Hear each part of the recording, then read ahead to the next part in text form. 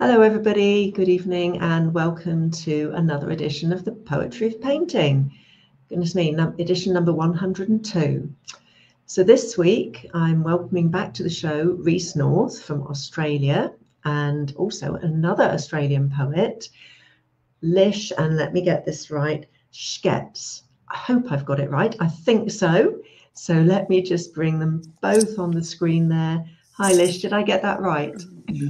Yes, you did. Yes, you Good. did. Schgetz. Perfect. Brilliant. So welcome to the show, and welcome, of course, to everybody who watches, whether it's on live or on replay. Do feel free to make comments and join in the show. It'd be great. So, 2 Australians this week, numbered, which is great. And Rhys, although Rhys was on the show last week as well, he's written another of his wonderful poems for me about one of my paintings, which is this one showing behind me called Early Morning Grazing. And so Rhys is going to do us the honour of reading his poem in a minute. Lish, you've not had a chance to write anything for the show yet because it was rather sprung upon you.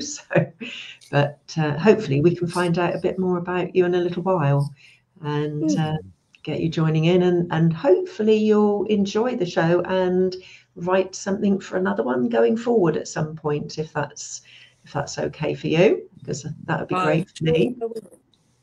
Lovely. So, Rhys. Yeah. Early Morning Grazing. Yeah. You've written a stunning poem about this painting, which it's an oil painting, and heavens, I can't remember. I think it's 40 by 50 centimeters, which might not mean so much to the Australians, but it's about 2 foot by a bit square, whatever, 20 by 16, I think, inches probably, in oils. And it was based on a scene local to me here, but there's no real landmarks. It could be anywhere, I guess. So tell us what you were thinking about this when you saw the painting, Rhys. I'll just put it up on the screen a bit bigger. There we go. Yeah. Yeah, again, as with all of most paintings anyway, when I look at them, I take a sort of it's like an ink blot test, like a Rorschach test to me. And I sort of stare into it until something starts resonating, and I find a way to enter the painting. So often with your paintings, Fiona, I tend to get a feel for what's not in the painting as well as the painting, because I don't like to just give a straightforward physical description in nice words. I try to do both. I try to actually bring out what I see that's deeper in the poem, and what's not painted in the poem speaks loudly to me. So if you get that resonance, and I've noticed a lot of other poets who I've listened to, I've gone back through a few shows now, do that anyway. So I think we all have pretty much that same sort of response. Otherwise, you're just going to get your painting redone in words, which isn't all that creative, but it can be done very beautifully. I mean, some people who can do that just as a straightforward description in words, which is often what really good nature poetry does anyway. Very visual, but so I sort of approached it that way, and I always will, I think, much like it's an abstract response to abstract paintings. I find very interesting. Yeah. Because of that as well. But your paintings are sort of so vivid, I get that happening in me quite easily. And this one was very direct to me. And again, I didn't give it my title, with complimenting you in the epigraph, thanking you for the inspiration. I left it as Early Morning Grazing because it fitted quite well. And I just love the colour schemes, the sense of the sun coming through. You can see the cattle distantly in the hills. They're the beautiful green fields. It's very fertile and far away again from those horrible sounds of the city. I didn't hear any sounds of that in there. So yeah, I think that pretty well covers an outline. It's a very simple poem. This one is quite straightforward. But yeah, okay. So I'll read the poem. Great. It's not a long poem. It's not like one of my usual long ones. It's fairly short. And it takes a nice shape on the page. Actually, it goes. First stanza's 4 lines. And it's 1, 2, 3, 4, 5, 6, 7, 8, 9, 10, 11 lines, and then another 4. So 4, 11, 4. Right. So and it looks. Is there a technical term for that type of arrangement, Rhys? Do you know, or is it? It's just what appeals to you and what it's a Rhys North response. Right. I used to. I've played around with, sort of shapes in poems years ago, but I got away from that. I prefer my poetry. I like it to speak through me in the moment, and it just takes its own shape on the page through the way I want to speak it. And then as I speak it out on the page, it starts to take on its own shape. I know where there's the line should be dropped and the next one started, and it always takes some nice sort of shape. I don't get into writing the old styles or anything like that. I just like to explore my own responses to things now.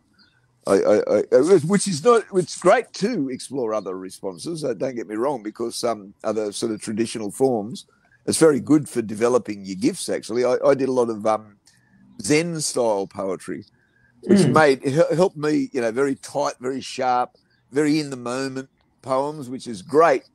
It was great for me to learn that style. So when I'm writing my own poetry, I get much more minimalist in the way I express myself as a consequence of practicing that, very Chinese, Japanese, Zen type poetry, which is great stuff. I really love it. Okay, so, and I think I do quite a bit of that in this poem, actually. All right, Early Morning Grazing by Fiona, the painting inspired by the painting Fiona Hooper, by Fiona Hooper of the same name, the painting. It was a bit long-winded, wasn't it, to get around to that? We get there. We get there. So I'll just read, as on the page, it reads like this. Inspired by Fiona Hooper's painting, Early Morning Grazing. Here is a place where the grinding noise of cities is left far behind. The grey air is fertile, sun-drenched and alive, not sick with dark smog, acidic and dry, but rich in moisture that feeds green fields, breathes life into seeds, honeybees and birds, and makes wildflowers burst open like stars in the sky. Here is a garden where a living universe is born in a spoonful of soil. That'd be it. I love that last bit. Absolutely. Yeah. A whole universe in a spoonful of soil. Which is very much anyone, it alludes to William Blake's, you can see a universe in a grain of sand. Yeah. I didn't mean to do that. It was quite accidental. And then I realised, it's an allusion to William Blake. So there you go. Yeah. Got a little bit of academic poetry. Yeah. And it's like, sorry?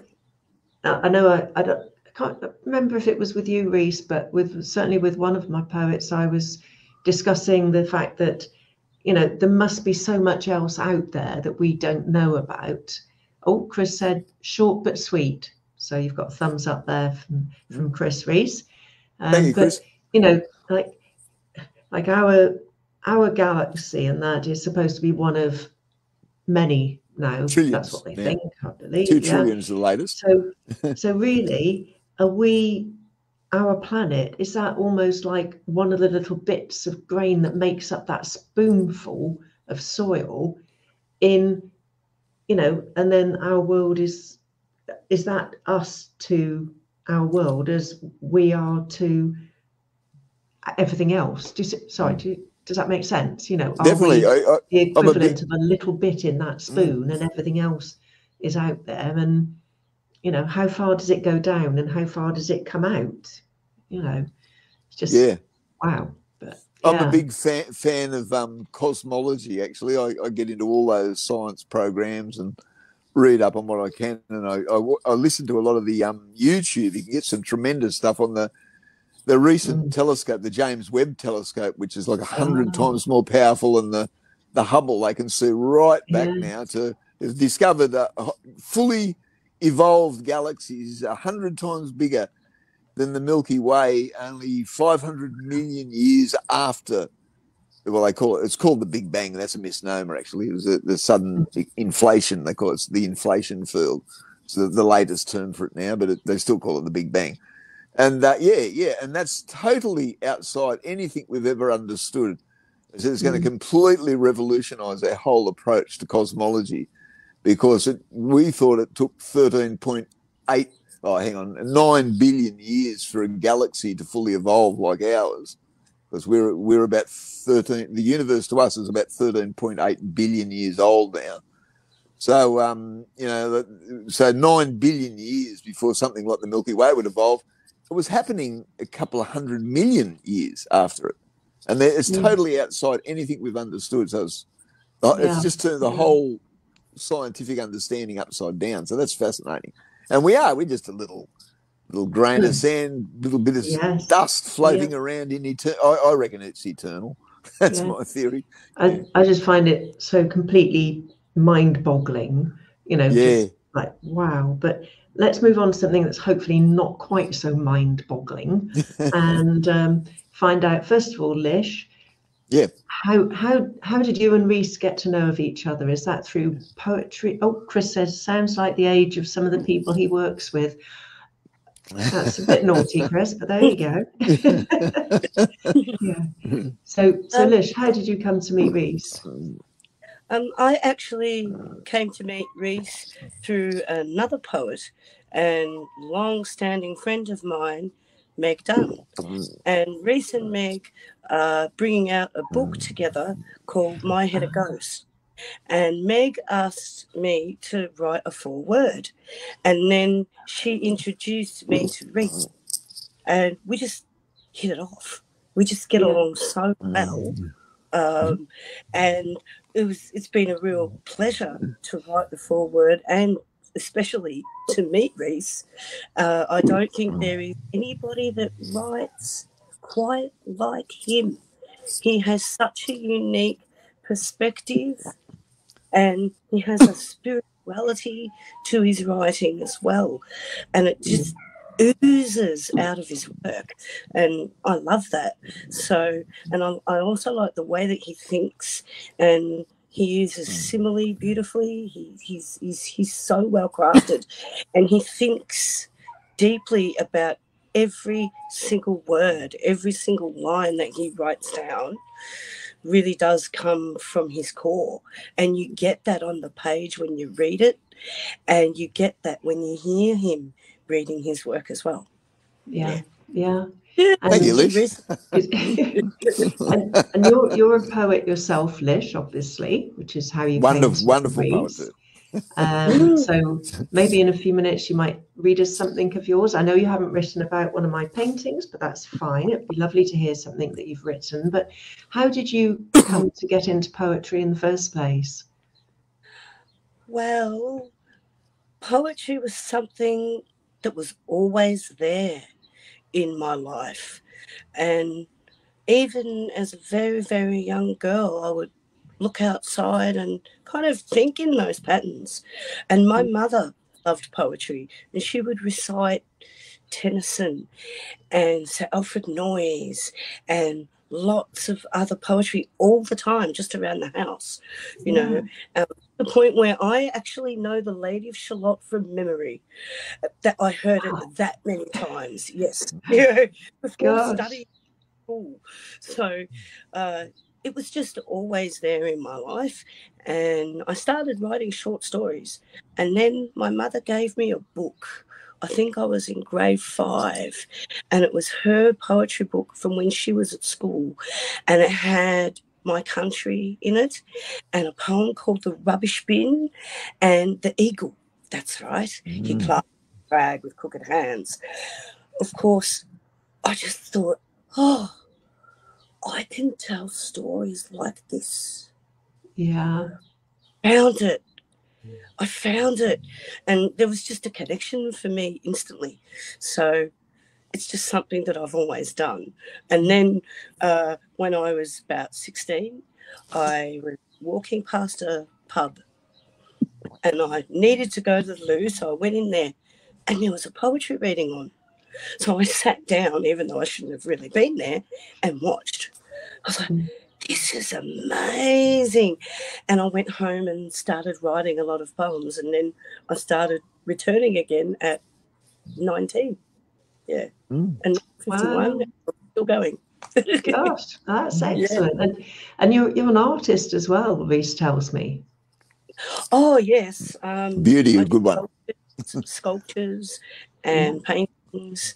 And at the moment, I'm doing some hybrid, what I think of as hybrid work, where I have my bark, my leaves, and my paint all on the one canvas to create different. Yes, so that's been interesting. And I just finished a new sculpture of a woman who has one breast, and the other side is all gum leaves, Australian gum leaves in different colours, as a challenge to the concept of beauty. Yes. Because, you know, and the fact that, you know, whether you have one boob, two boobs, no boobs, you're still beautiful because it's what's inside you that's important. So that, and I've just finished that sculpture last night. So I do a lot of different kinds of artwork, textiles, and music. Is that called bricolage, where you pull together a lot of different pieces from different areas to make it a construction? Yeah. Yes. Yeah. Yes, I do that. Like, I've got something in my head to write about sculpture, and I've also written some music. Yeah. Oh, wow. So it all kind of just links together in a way with me. I'm always doing multiple things about the one. But then once that birth is over, you move on to the next thing, don't you? So I have a lot in my brain. Sound went a bit funny. Jumpy kind of brain, because I'm always making or writing something. Yeah. And do you find that the different facets of your creativity, the poetry, the sculpture, the music, are they all closely entwined? Do they influence each other? Do you find it's more of a one-way thing between, say, the poetry and the sculpture, or the other way, or does it all just keep flowing around? I think it depends.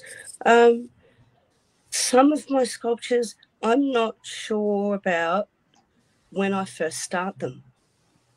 You know, I start something and it takes shape as I'm moving, and I figure out what my story is, but it usually links to something that has happened or somebody that I've met. Or, for example, I've actually done sculptures of poets and the way that I perceive them. So there is that. And then there's other poets, other sculptures, I should say, I'll correct myself, from a time when I was woofing, which is willing workers on organic farms. And I was traveling around Australia and forest blockading and things, and I met a lot of people. And so the very first sculpture I did was based on a woman that I met at a forest blockade. So that one is called Brooke. That was her name, and it's kind of wild. It's a little bit more wild and kind of pixie-like, or forest fairy, or foresty, and so, and then there's other times where I will have written something and go, oh, that could make for an interesting piece, and then I'll start and see what happens. And with the music thing, I find when I don't have words, I could write a piece of music, play it on my guitar or one of my other instruments, and then the words come.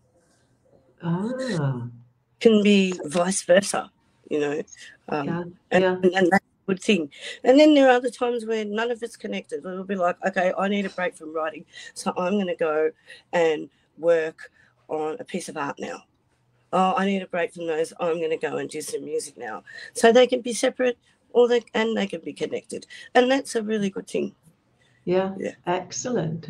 And do you have a poem at the moment that you'd like to read for us? Yes, I have one in my head.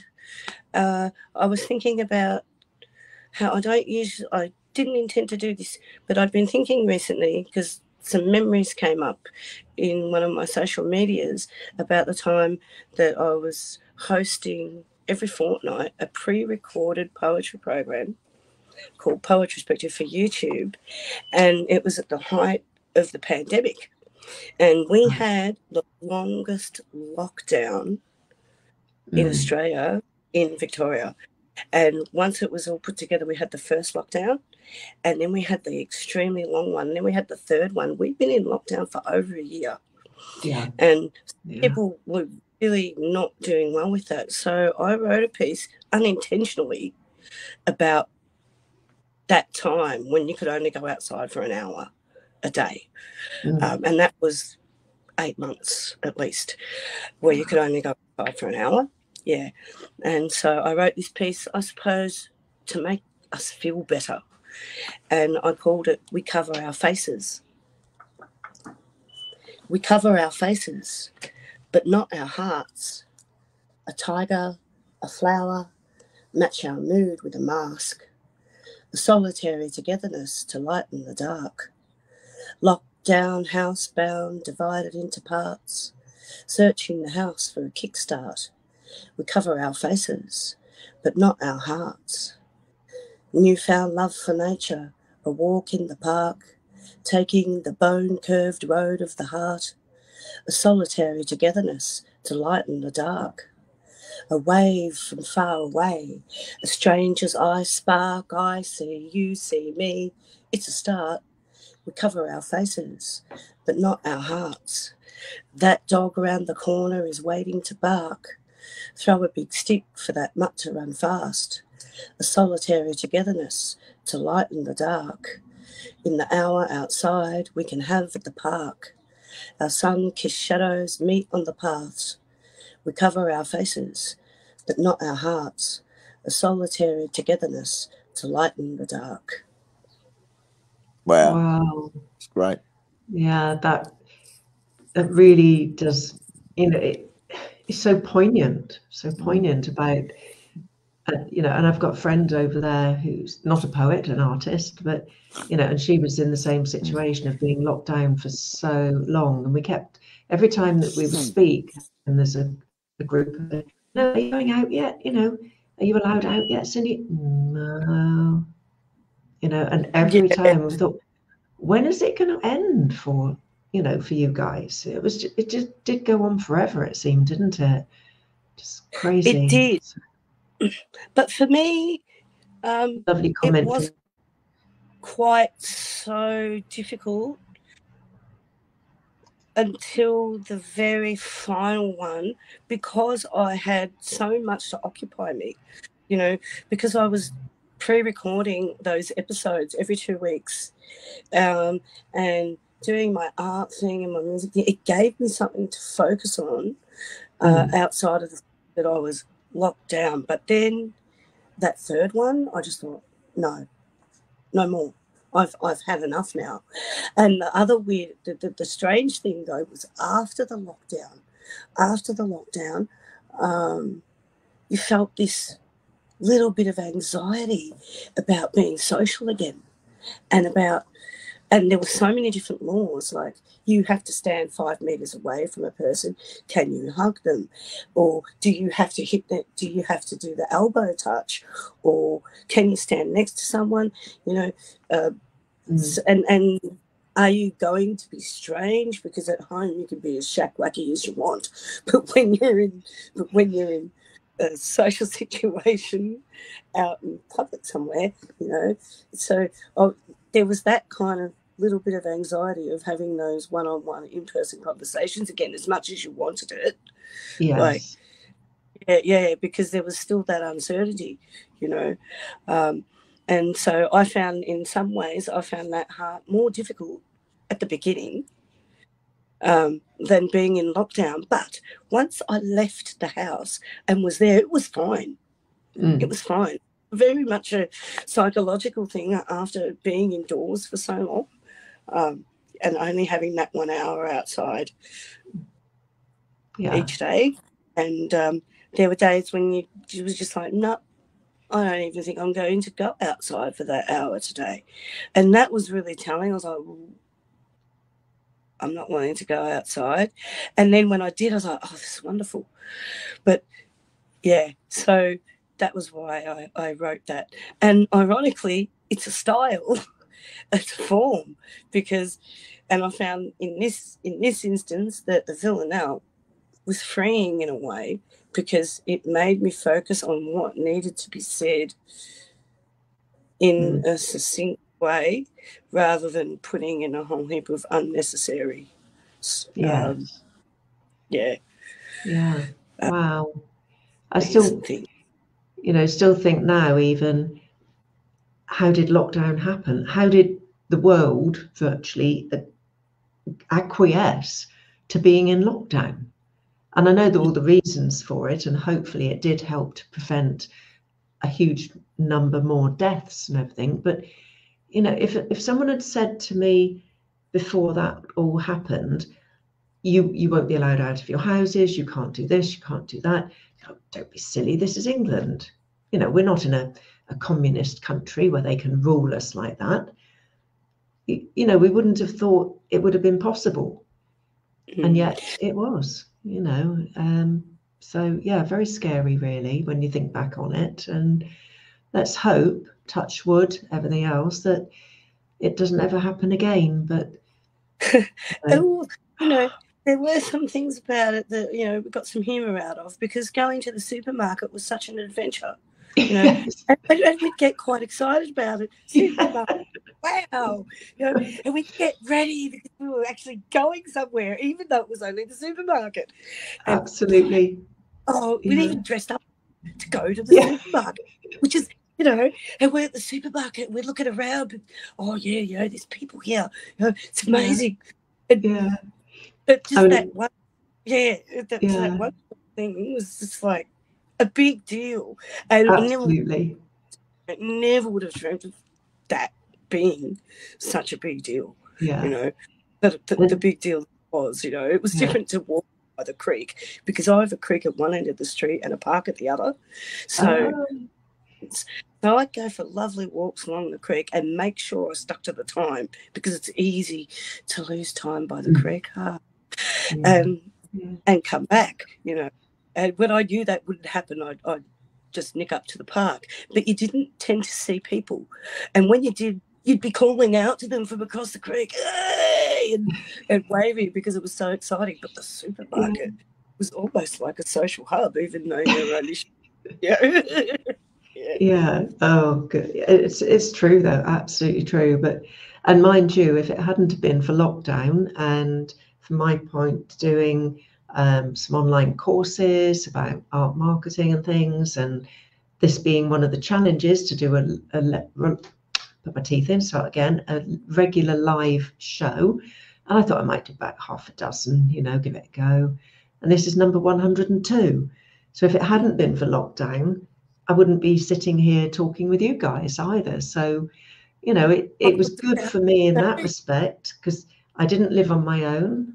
I've got a bit of a garden. It's not massive, but it's big enough to sit out in and, you know, be outside. And, you know, for me, it wasn't bad at all in that respect. But then for other people, if they were cooped up as a family in a little flat and couldn't get out and couldn't see people, and, you know, so I was at one end, and people like that, I think, are at the other. So I had to go to a funeral on YouTube, and that was really strange. Like, because my aunt and uncle died within 3 days of each other. It wasn't COVID. It wasn't COVID, and they're in South Australia. So my cousins and I, we're spread around the country. So a lot of us, we had to watch on YouTube, and we're attending our aunt and uncle's funeral on YouTube, walking that, and it was a really surreal thing, and kind of it's difficult because you wanted to hug people, you know, and it's on your and we had it on our television. We've got a big television. But, well, and I'm going to have to interrupt you. I was going to say one thing. Not forgetting, it's not over either. It's not. Still getting quite a lot of cases over here. In my, I'm gonna have to interrupt you guys because it has flown past. We are at the end of our time, unfortunately. So thank you so much, both of you, for coming on and having a fantastic chat, letting us learn a little bit about you, Lish, and hopefully you'll be back on another show very soon. And thank you to everybody who's been watching, and look forward to seeing you all next week again. So take care, everybody. Take care. Bye, everyone. See ya. Bye.